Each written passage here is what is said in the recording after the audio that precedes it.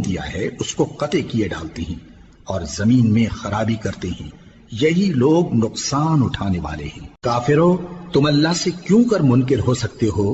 جس حال میں کہ تم بے جان تھے تو اس نے تم کو جان بخشی، پھر وہی تم کو مارتا ہے، پھر وہی تم کو زندہ کرے گا، پھر تم اسی کی طرف لوٹائے جاؤ گے۔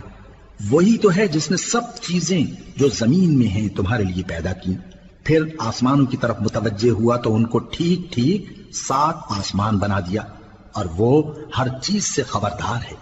اور وہ وقت یاد کرنے کے قابل ہے جب تمہارے پروردگار نے فرشتوں سے فرمایا کہ میں زمین میں اپنا نائب بنانے والا ہوں۔ انہوں نے کہا، کیا تو اس میں ایسے شخص کو نائب بنانا چاہتا ہے جو خرابیاں کرے اور کچھ تو خون کرتا پھرے؟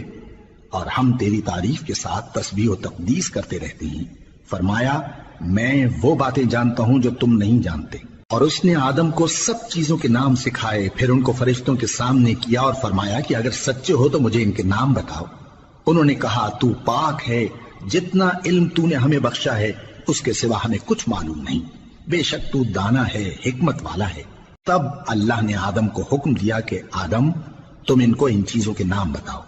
سو جب انہوں نے ان کو ان کے نام بتائے تو فرشتوں سے فرمایا، کیا میں نے تم سے نہیں کہا تھا کہ میں آسمانوں اور زمین کی سب پوشیدہ باتیں جانتا ہوں، اور جو تم ظاہر کرتے ہو اور جو پوشیدہ کرتے ہو سب مجھ کو معلوم ہے۔